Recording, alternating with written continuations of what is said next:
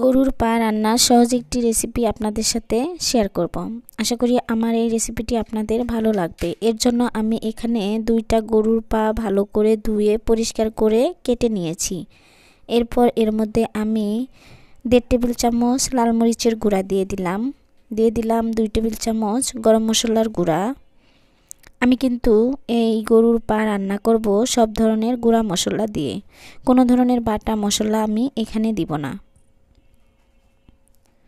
এখন আমি এর মধ্যে দিয়ে দিব 1 টেবিল চামচ জিরা গুঁড়া, স্বাদ মতো লবণ। আমি সহজভাবে এই রান্নাটা আপনাদের সাথে শেয়ার করব। অনেকেই কিন্তু গরুর পা রান্না করতে পারেন না। আমার এই রেসিপিটি যদি আপনারা দেখেন তাহলে খুব সহজেই রান্না করে নিতে পারবেন। এখন দিয়ে দিলাম 1 টেবিল চামচ হলুদের গুঁড়া, দিয়ে দিব 3 টেবিল চামচ আদা রসুন বাটা। আপনারা চাইলে এখানে আদা রসুনের পরিমাণটা কমিয়ে দিতে পারেন।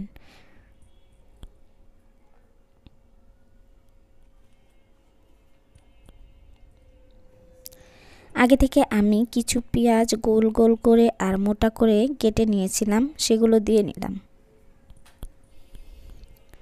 এখন এর মধ্যে দিয়ে দিব পরিমাণ মতো তেল।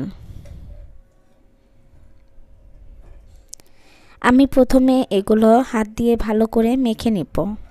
আমি হাত দিয়ে মেখেই এই গরুর পাগুলো রান্না করে নিব। আপনারা চাইলে এটা এমনিতেই কষিয়েও রান্না করে নিতে পারেন। আমার কাছে এভাবে অনেক সহজ মনে হয়, তাই আমি এভাবেই রান্না করি।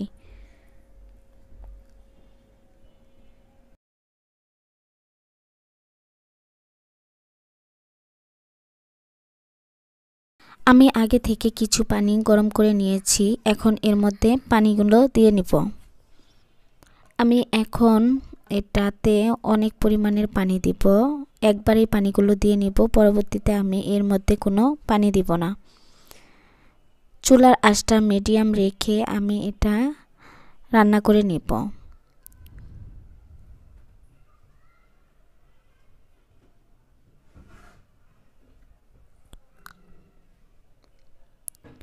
এভাবে গরুর পা রান্না করে দেখবেন, খেতে অনেক ভালো লাগবে আর অল্প সময়ে এটা রান্না করা যায় ঝামেলা ছাড়া। এখানে কোনো রকম ঝামেলা নাই, একদম সহজভাবে আমি রান্নাটা আপনাদের সাথে শেয়ার করেছি। দেখুন আমি পানির পরিমাণটা কতটুকু দিয়েছি, আপনারা দেখেই বুঝতে পারছেন। ঢাকনা দিয়ে ঢেকে আমি এটা এখন রান্না করে নিব। দেখুন পানিগুলোতে বলক চলে এসেছে। এখন আমি একটু নেড়ে চেড়ে তারপর আবারও ঢাকনা দিয়ে ঢেকে আবারও কিছুক্ষণ সময় রান্না করে নেব। যেহেতু গরুর পা রান্না করলে ঝোলের পরিমাণটা একটু বেশি থাকে, সেজন্যই আমি কিন্তু এখানে পানির পরিমাণটা একটু বাড়িয়ে দিয়ে নিয়েছি। আর পানি বাড়িয়ে দিলে তারপর রান্না করলে এটা সুন্দরভাবে সিদ্ধ হয়। আর এটা কিন্তু বেশি সময় নিয়ে রান্না করতে হয়, বারবার পানি দিলে খেতেও কিন্তু ভালো লাগে না। দেখুন আবারও ঢাকনা দিয়ে ঢেকে রেখে আমি আবারও কিছুক্ষণ সময় রান্না করে নিয়েছি। আমার রান্নাটা শেষ। এখন আমি দেখুন নামিয়ে নিব। সবগুলোই পা সিদ্ধ হয়ে গিয়েছে, আপনারা দেখেই বুঝতে পারছেন। এটা কিন্তু প্রায় আমি 1 থেকে 1.5 ঘন্টার মতো চুলার আঁচটা মিডিয়াম টু লোর মাঝামাঝি রেখে রান্না করে নিয়েছি। দেখুন কতটা সুন্দর আর কতটা পারফেক্ট হয়েছে। আর এখানে কিন্তু এরকমই ঝোল থাকবে। আমি এই পরিমাণে ঝোল রেখেই পাগুলো নামিয়ে নেব। একদম ইউনিক আর সহজভাবে আপনাদের সাথে শেয়ার করেছি। আশা করি আমার এই সহজ গরুর পা রান্নার রেসিপিটি আপনাদের ভালো লেগেছে।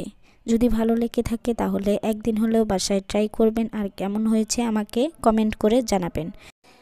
রেসিপি ভালো লাগলে চ্যানেলটি সাবস্ক্রাইব করে দিবেন। সবাই ভালো থাকবেন, সুস্থ থাকবেন। আল্লাহ হাফেজ।